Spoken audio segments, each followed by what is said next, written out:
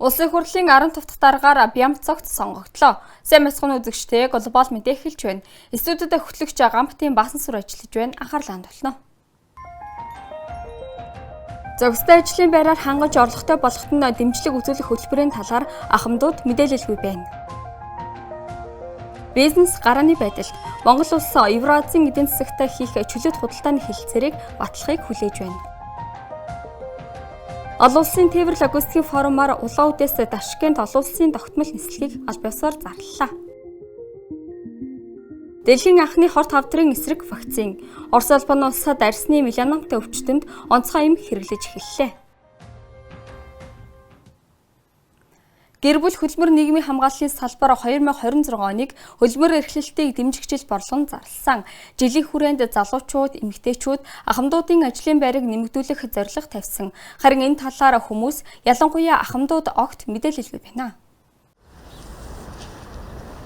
Хөдөлмөр эрхлэлтийг дэмжих жилийн хүрээнд ахмадуудыг зохистой ажлын байрыг хангаж орлоготой болгоход нь дэмжлэг үзүүлэхээр болжээ. Салбар яамны зүгээс 5,000 өрхийн ахмадуудыг хамруулсан зорилт хөтөлбөр хэрэгжүүлж байна. Тодорхойлбол сургалтанд хамрагдаж урах бүрт зөвлөхөөр ажиллах, мөн тэрбум мод хөтөлбөрийн хүрээнд мод тарих, хороо дургийн хүүхд хамгааллын үйлчилгээнд ажиллах боломжтой. Харин хуваарай хөдөлмөр эрхлэлтийг бол 10 хүртэл сая төгрөгийн барьцаагүй санхүүгийн дэмжлэг үзүүлэхээр болжээ. Иргэдэд энэ тухай мэдээлэл хэрхэн түгээж байгаа талаар хөдөлмөр эрхлэлийг дэмжих үйл ажиллагааны хөтөлбөр арга хэмжээг ер нь бол иргэд мэдэхгүй байх, мэдээлэл тутмаг байгаа гэсэн ийм шүүмжлүүд бол ирсээр байдаг. За тийм учраас бид нар энэ жил хөдөлмөр эрхлэлийг дэмжих үйл ажиллагааны хөтөлбөрийг батлуулахдаа мэдээллийг ил тод хүртээмжтэй байхад анхаарнаа. Хөдөлмөр эрхлэлийг дэмжих үйл ажиллагаанд батлагдсан хөтөлбөрүүдийг хөдөө орон нутаг сум дүүрэг бүрт хэрхэн яаж хүргэж ажиллах талаар мөн нөлөөллийн ажил хийх, сурчлан таниулах ажлуудыг хийх талаар нэлээд том арга хэмжээ болгож оруулж өгсөн байна. Хөдөлмөр эрхлэлтийг дэмжих жилийн хүрээнд ахмадуудыг зохистой ажлын байрыг хангаж орлоготой болгоход нь дэмжлэг үзүүлнэ. Гэвч энэ хөтөлбөрийн талаар ахмадууд мэдээлэлгүй байгаагаа ярьлаа. Та ямар мэдээлэлтэй байна энэ талаар? Өстой юу ч алга. Одоо тэг ахмадууд гоо ямар ажил хийх юм бол доо сайн мэдэхгүй юм шүү дээ ч одоо. Тэ. Ахмадууд ч одоо тэгээд ер нь ажилтаа хэлбэл зүгээр шүү дээ одоо. Дэмжлэг болгоно гаргасан байгаа. За. Та энэ талаар ямар мэдээлэлтэй? Үнийг мэдээгүй шүү ер нь тэр талаар. Ахмадууд нэг тодорхой хөтөлбөр хэрэгжүүл өөрсдөө ийм ажил төрлөөр танилцуулах хэрэгтэй л дээ. Тэрний дараа л хариулахгүй л одоо мэдэх юм болгаа. Баянгол дүүргийн үед яамнаас зарласан хөтөлбөрийн дагуу ахмадуудын өсөлтийг аваад эхэлжээ. Жишээлбэл хуваарай хөдөлмөр эрхлэлдэг ахмадуудад 10 хүртэл сая төгрөгийн барьцаагүй санхүүгийн дэмжлэг үзүүлэх төслийн материалыг 4-р сарын 21 хүртэл авах юм байна. Иргэдэд цахим орчин болон хороодоор дамжуулан мэдээлэл түгээж яана гэлээ. Баянгол дөрөв хөдөлмөрийн үйлчлэгээний газар гэсэн фэйсбુક хуудас байдаг. Тэрүүгээр болохоор бид бол бүх зарим бол ингэж хөргөжүүл явдаг бол байгаа. Мөн хороодын манайх бол 34 ороотой 34 ороод мэдээллийн самбар болон манай 34 хорооны явдаг халамжийн мэрэгчлэнүүд маань бол энэ мэдээллийг бол хорооныхоо мэрэгчлүүд өгчүүл ингэж үйл ажилладаг бол байгаа. Тэгээ мөн бид нар бол олон нийтийн хэрэгсэл телевиз болон хөтөлбөрүүдээр бол шатаараа тааруул мэдээллийг хөргөжүүл ажиллана. Хороо дүүргийн ханы самбар дээрх цаас цахим орчиндх мэдээллийг ахмадууд тэр бүр олж харж чаддгүй.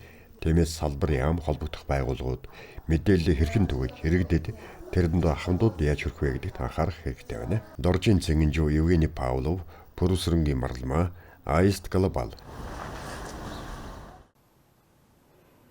Орон саруудад Монголын бизнес эрхлэгчдийн өмнө шинэ боломжууд нээгдэх гэж байна.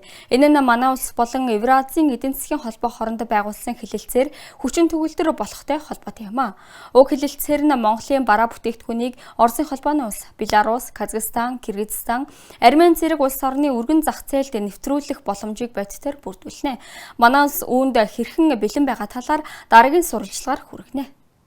Энэ бол Бээжингээс Москва хүрэх төв зам. Энэ бол Орос Монголын төмөр зам. Галт тэрэгний төв. Энэ бол Рамаз Тория гүрж үндэстэн Оросын холбооны улсын иргэн мөн Монголд бизнес эрхэлж байгаа нэгэн. Тэрээр одоо Улаанбаатар хотын орчимд томоохон логистикийн төв байгуулж байна. Цар хүрээ үйл ажиллагааны боломжийн хувьд Монголд ижил төстэй төсөл одоогоор үгүй. Хотын төвөөс 20 гаруй километрийн зайд байрлах уг төвийн дэргэд төмөр болон автцам хоёулаа ойрхон оршдог. 32 гектар талбайг хамрах энэ бүтээн байгуулалтад үзэсгэлэнгийн төв, гайлын терминал, зочид буудал, кафе, авц зогсоол, техникийн үйлчилгээний станц багтжээ.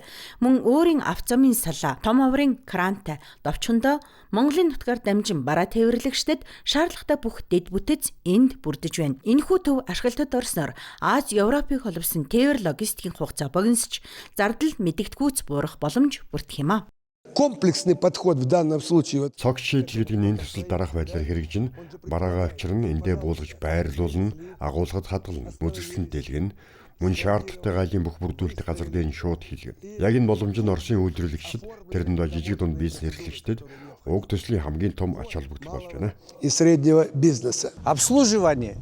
Хамгийн гол нь логистикийн зохион байгуулалт сайжирснаар бараа бүтээгдэхүүний нийт өртөг 15-20% бурах боломжтой. Логистик зөв оновчтой ажил бол эцсийн дүндээ ард иргэдэж ашигтай. Народа это очень хорошо. Энэ боломж тун удахгүй бодит ажил хэрэг болно гэж үзэж байна. Рамаз Торегийн логистикийн төвийг 2026 оны 9-р сард нээхээр төлөвлөжээ. Тэр үед Монгол улс болон Евразийн эдийн засгийн орнуудын хооронд байгуулсан чөлөөт худалдааны хэлэлцээр оролцогч бүх улс баталсан байх ёстой.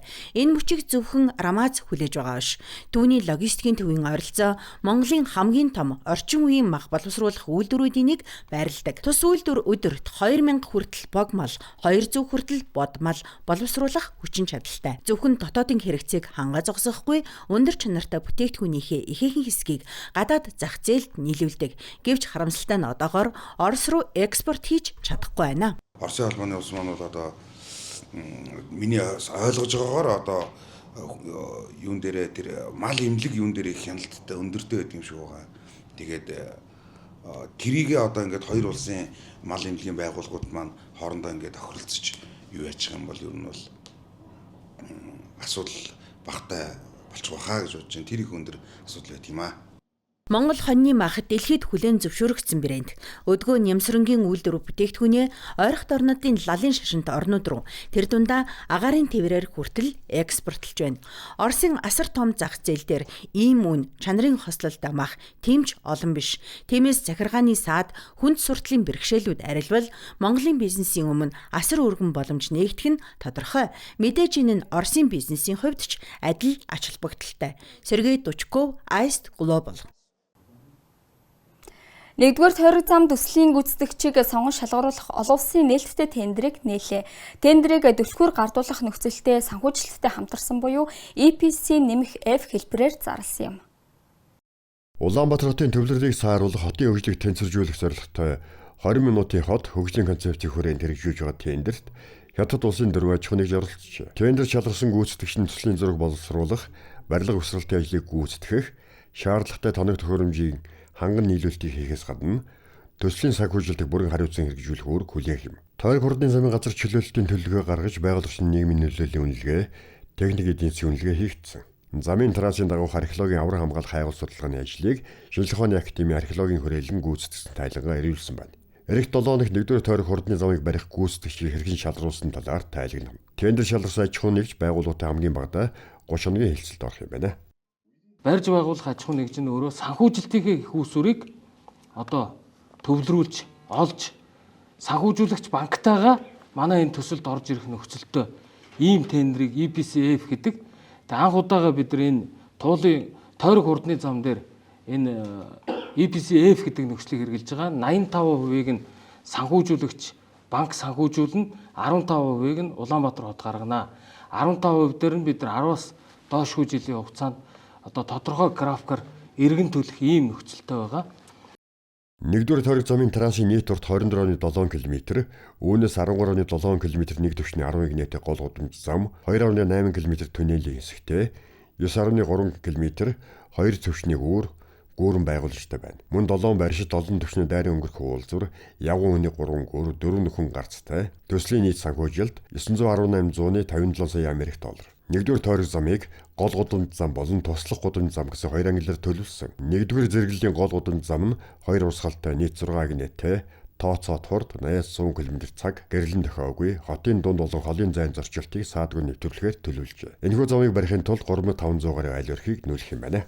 Ихэвчлэн гэр хороолол барилга байгууламжуудын дагуу одоо төлөвлөгдсөн учраас бараг өнөөдрийн бидний анхны одоо судалгаагаар нэг 3500 орчим нэгж талбарыг бид нар чөлөөлөхөр байгаа. Сая сэлб дээр бид нар нэг 2100 орчим айл чөлөөлсөн бол сэлбээс даруй одоо 1500 гаруй одоо айллаа илүүтэй буюу 3500 гаруй айллыг энэ тойрог хурдны замын нөлөөллийн хүрээнд бид нар чөлөөлнө гэдгийг бас та бүхэнд дуулгая. За газар чөлөөлтийн төлөвлөгөө баталсан.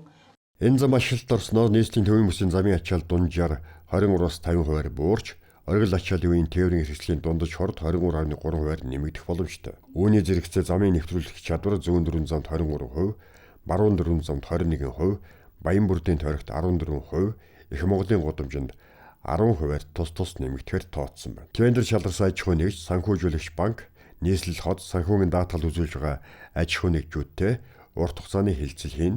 Ингээд 5 дугаар сард гэргээ байгуулах юм байна. 1-р тойрог хурдны замыг барих газар чөлөөлөлт эх 5 дугаар сарын сүүлээр эхлэх юм байна. Голын дагуу хурдны зам барих мод нэгэн үе байжээ. Харин өдгөө энэ нь хоцрогдсон шийдэл болж улс орнууд байгалыг унган төрхөөр нь хадгалан үлдэхийг эрмэлздэг болсон байна. Энэ талаар манай сэтгүүлч Монгол Улсын их сургуулийн хүрээлэн бие орчин ойн инженерчлэлийн техникийн профессор Алтан Сүхээс асууж тодруулжээ. Америкийн нэгдсэн улс болон зарим барууны улсуудад өмнө нь гол дагаж хурдны замаа тавьдаг байжээ. Харин 1990 оноос хойш, ялангуяа 2010 оноос хойш Европын өндөр хөгжилтэй улс орон байгаль дээлтэй хотын хөгжлийг илүүд үзэх болсон байна. Nature Based Urbanization хэмээн нэрлэж байгаа энэхүү ойлголтын хүрээнд хурдны замыг барихыг татгалздаг байна. Мөн голын дэнч дагуу хэдэн мянган тулгуур баг нь байрлуулахыг эсэргүүцдэг болжээ. Тэгээд ч манай өнөөгийн нийгмийн нөхцөлд энэ бол огт боломжгүй зүйл гэдгийг судлаач хэлж байна. Солонгос, Япон, Америкийн нэгдсэн улс, за мөн одоо барууны улсууд бол ерөнхийдөө гол дагаж хурдны замаа тавьдаг байсан. За одоо ерөнхийдөө сүүлийн үед сошиал орчинд явна Солонгосын нэг гол дээр тавьсан замыг эргэж буулгасан асуудал ярьж шít. Яг Сөүл хотын голоор урсдаг. За би өөрөө Сөүл хот 1 жил бас ажиллаж амьдарч ийсэн. За өөрөөр хэлэх юм бол байгаль дээлтэй хотын хөгжлийн өмнөх үед бол яг ийм хувилбарууд байсан. За интернетээс бид нар хайх мал зөндөө зураг олж болно. Гэтэл 1990 оноос хойш одоо ялангуяа 2010 оноос хойш Европын улс орнуудад өндөр хөгжилтэй улс орнуудад нэлээд яригдж байгаа байгаль дээлтэй хотын хөгжил буюу nature based urbanization гэдэг. Энэ хөгжлийн хүрээнд бол энэ бол ерөөсөө хоцрогдсон шийдэл гэж хэлж болно. Гэхдээ голоо хөндлөн дагуулад барих бол нэг өөр асуудал тийм ээ. Энэ гүүрэн байгууламжаар за уртаасаа хамаарад мэдээж цөөхөн шон зоогдно. Голынхон татам дагуу буюу дэнж дагуу ингээд хэдэн мянган шон барина гэдэг бол ерөөсөө өнөөгийн нийгмийн нөхцөлд бол хүлээж авах тун хөндлөлт ер нь боломжгүй гэж хэлж байна. Гадны улс орны гол мөрөнтэй туул голыг харьцуулахад голын айс сав газрын нийт экосистем харьцангуй байгалийнхаараа байна. Харин Улаанбаатар хот орчимд экосистем нь хэдийн нэвдэгдэж хүндэрсэн гэдгийг хэлж байна. Арьс ширний үйлдвэрлэл болон төв болон нисхийн цэвэрлэх байгууламжийн бохирос, биокомбинатын бохирос гэх мэт зүйлээс болж туулгал өнөөдөр асар ихээр бохирдчод байгааг онцолж байна. Туулгалын сав газрын экосистем гэдэг нь маань нэлээд том газар нутаг. За энэ дотроо Улаанбаатар хот бол ердөө нэг 3-4% нь л эзэлдэг. Туулгалын сав газар дотроо. Тэгэхээр за би сав газрын экосистем гэдэг утгаар нийлүүл одоо хот цөөрөн газрууд буюу Улаанбаатар, за Дархан гэх мэт хотуудыг болон за бусад налаах, Багнуур гэх мэт одоо суурин газруудыг оролцуулахгүйгээр хэлэх юм бол харьцангуй экосистем байгалийнхаараа. Яг одоо сүүлийн үед нийгэм гараад байгаа асуудалтай холбогдуулаад аваад Улаанбаатар хот болон энтхийн орчмын экосистем бол ер нь бол нэлээд алдарсан ийм байдалтай. Үүний зэрэгцээ зарим судлаач болон шийдвэр гаргагчид туулгалын байгаль экологийг 3-5 жилийн дотор нөхөн сэргэнэ гэж ярьж байна. Гэхдээ үүнд 10-аас дээш жилийн хугацаа орж байж нөхөн сэргээгдэнэ гэдгийг онцоллоо. Туулгал нь өвлийн улиралд голын хөндөд дагсан хүүтэн урсгалаараа хөшиг болж агаарыг цэвэршүүлэх үүрэг гүйцэтгэдэг. Мөн бичил уур амьсгалыг зөөлрүүлэх буюу Улаанбаатар хотын асар их тоос тартгийг тодорхой хэмжээгээр бууруулдаг байна. Хэрвээ хурдны зам баригдвал дуу чимээний нөлөө болон автомашины гэрлийн нөлөө тухайн орчинд муугар нөлөөлнө гэдгийг хэлж байна. Үүнээс гадна өвлийн цагт уг хурдны зам дагуу халдваргаа гулгааг багасгахын тулд давс бодис цацвал цас мөстэйг хайлан гол руу орж мод болон бутлаг урмал ургахаа болно. Энэ мэтэр ирээдүйн үр дагаврыг сайжир бодолцох шаардлага байгааг тэрээр хэллээ. Чанчуудорж Баттарч, Евгений Павлов, Пүрүсрэн Марлма, Аист Глобал. Үзэгчдээ үргэлжлүүлэн зарим үйл явдлын мэдээллийг цөөн үгээр хүргье.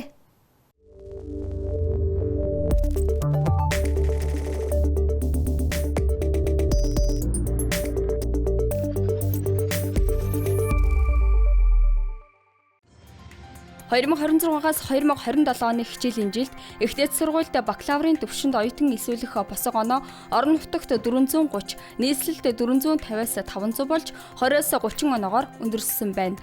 Үүнээс гадна мэрэгжлийн ур чадварын үнэлгээ мөн өндөрсөжээ. Тодорхойлбол ойн болон мал аж ахуй, ангаах ухаан, мал эмнэлэг, агарын тээврийн үйлчилгээ, батлан хамгаалах, цагдаа шүүх, мөрдөх алба, онцгой байдал, хил дотоодын цэрэг, шалган нэвтрүүлэх зэрэг хөтөлбөрийн ур чадварын босго оноо 490-ээс 500 болжээ.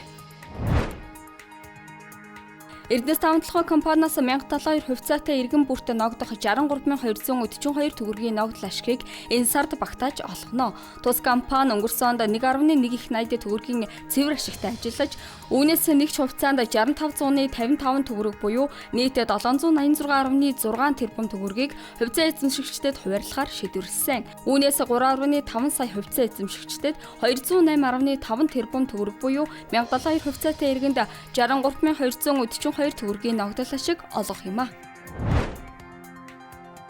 Шинжлэх ухааны академийн палеонтологийн хүрээлэнгийн судлаач Майн Баяраар ахлуулсан судалгааны баг анхудаа Монгол орны төвийн бүсээс буюу Төв аймгийн Эрдэнэ санд сумаас үлэг өрөвлийн цуваа мөрийг илрүүлэн судалсан. Уг мөрийг 1950-ад онд илрүүлсэн ч үлэг өрөвлийн мөн хэсэгт эргэлзэж байжээ. Харин судалгаагаар эргэлзээг нэг мөр тайлж 120 орчим сая жилийн тэртегээс тус бүс нутагт ургамлан идэж үлэг өрөвлийг даган махан идэж үлэг өрвөл зэрэгцэн амьдарч байсныг тогтоогод байна. Монгол шуудан компани 100 жилийн түүхэндээ анх удаа шог зургаас сэдвжилсэн марк гаргалаа.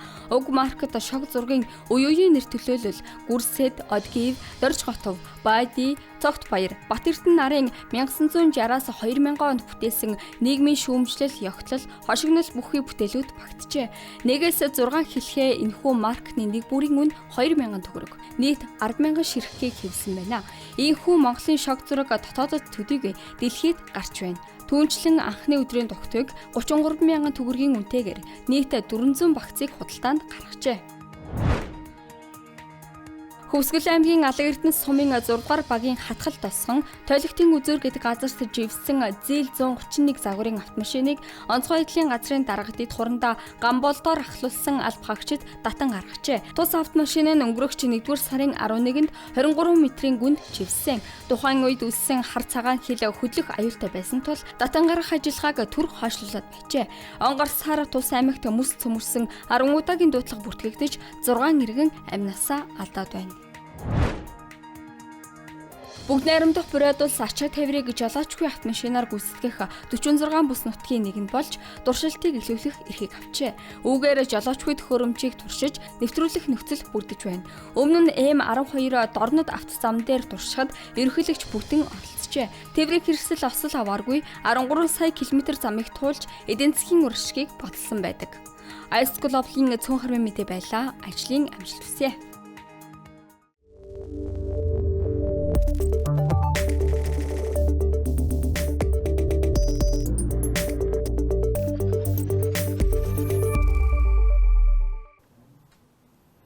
Орос улсын Санкт-Петербург хотноо болсон олон улсын тээвэр логистикийн форумаар Бурайд улс, Үзбекистан улсын хоорондоо олон улсын нислэг үйлдэх болсныг аль биесээр зарлалаа.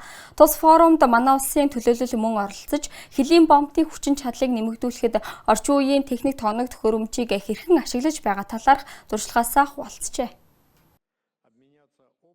Орос улсын Санкт-Петербург хотноо энэ сарын 1-ээс 3-ны хооронд олон улсын тээвэр логистикийн форум болж өндөрлөлөө.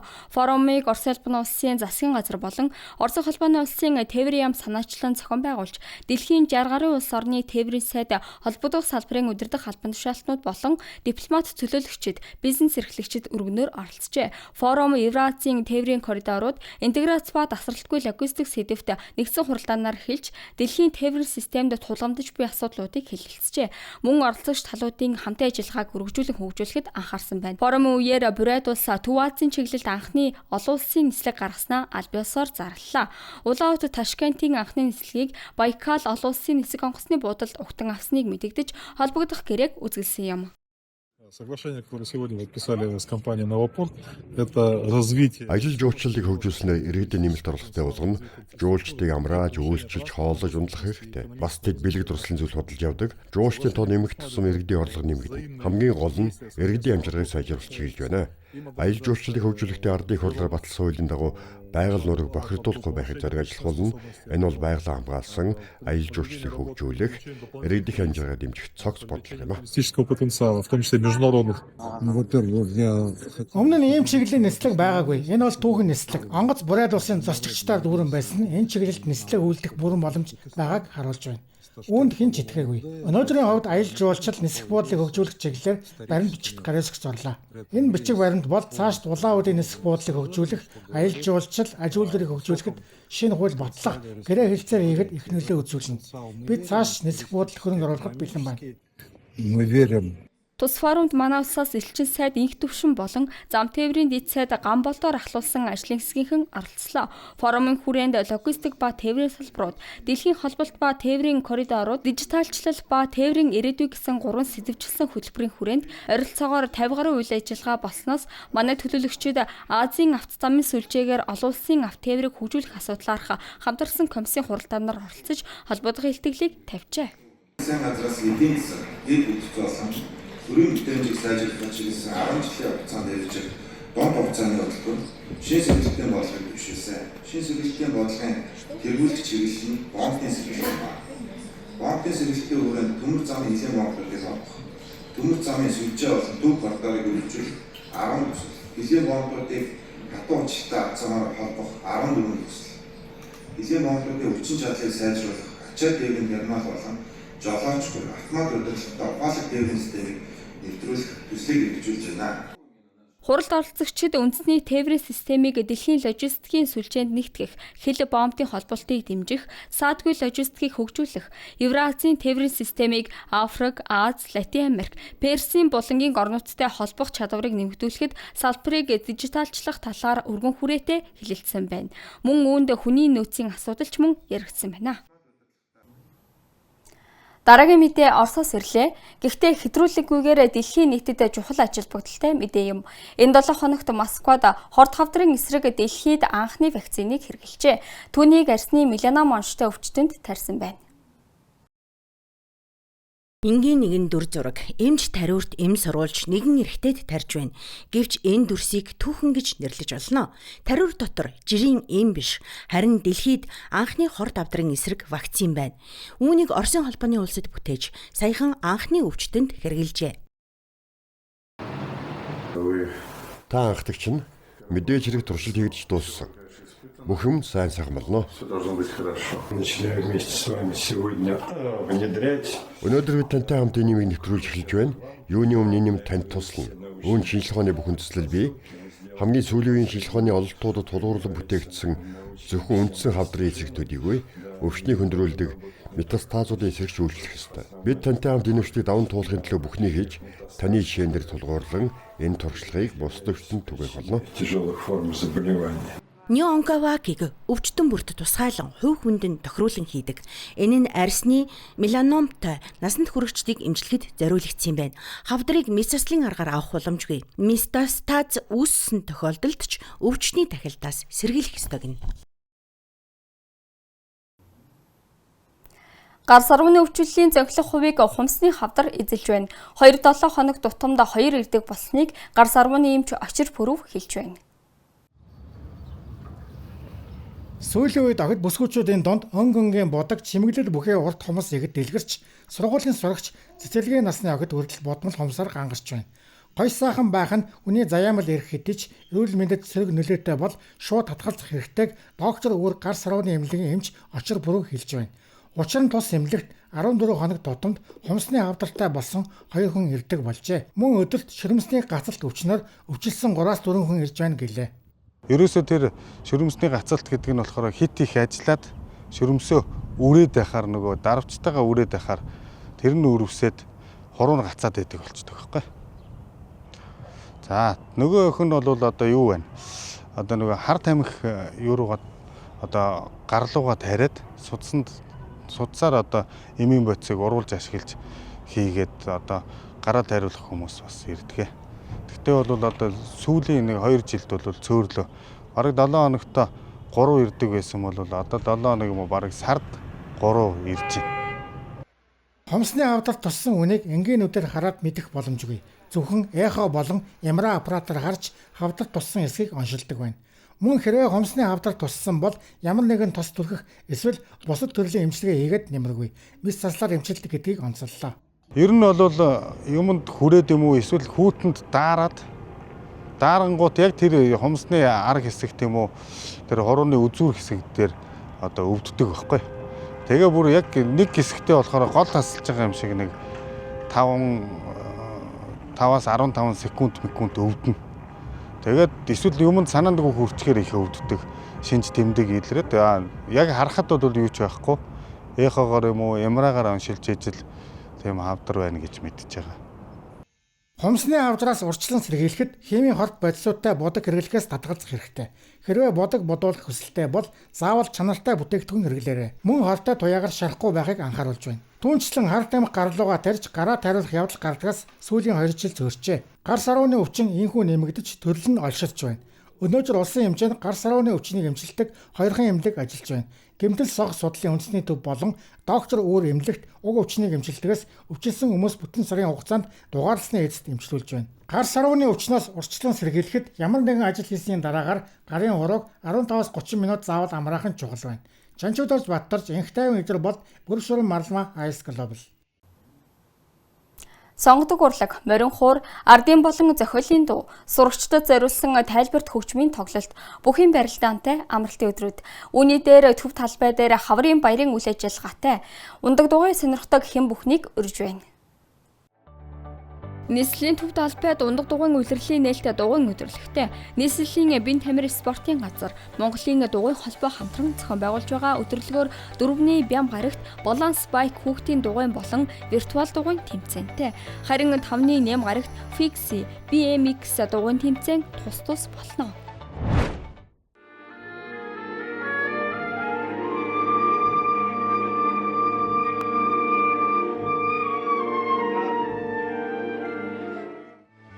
Спартак бүжгэн жүжиг дэлхийн тайзнаа гарсны 70 жилийн Рафаэлла Жовавайлын Спартак зохиолоос сэтгүүлсэн тус бүжгэн жүжигийг 1956 онд анх Киров хотын театрын тайзнаа дэлгэн тавьж байжээ. Улмаар 1968 онд шинжилэн дэглэснээр 20 дугаар зууны шилдэг балетын жагсаалтад орсон байна.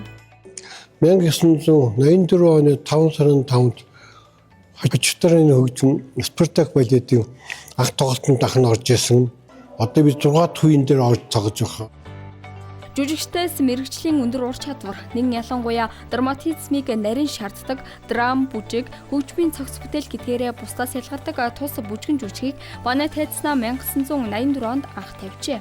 Улсын төрийн Эрдэмтэн театрт 4-5-ны бямб нэм гарагт 17 цагаас төлөвлөх гэж байна. Спартакийг хөгжмөөр амьдралын баяр баясгалан, хайр дурлал, дайн тэмцэл, хагцлыг хүчтэй, хурц, өнгөлөг, яруу тодор илэрхийлдэг гайхамшигт бүтээл хэмээн үнэлдэг.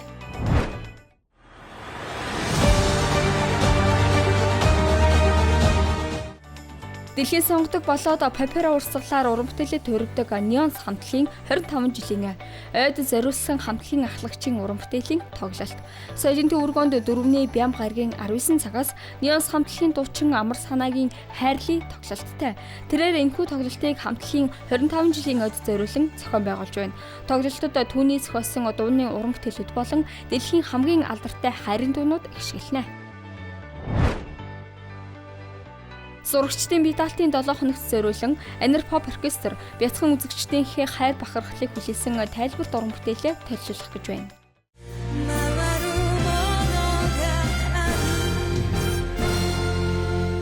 Хамгийн таалагдсан нь бол чөтгөрийн ангууч.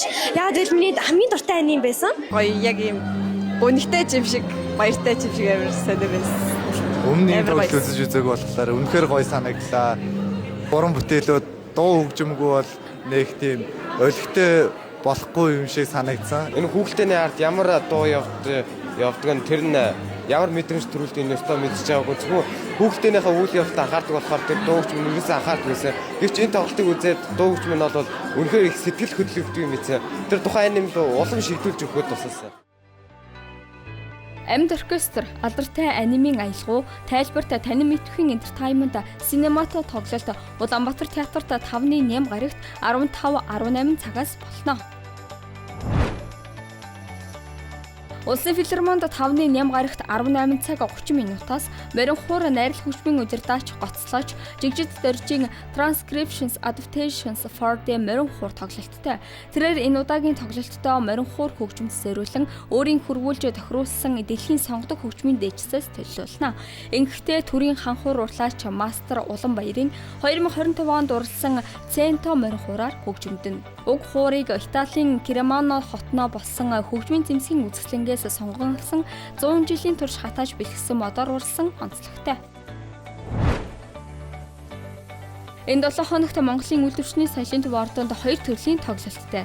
Үүний нэг нь ардын жүжигчин Чимэт Цэе, Улаанбаатар театрын уртын дуучин Анх Чимэг, Төмөн их чуулгын уртын дуучин Эрдэнэ Сувд нарын хамтарсан Надаас хэлсэн аялгау шашин урлагийн хамтарсан тоглолт юм.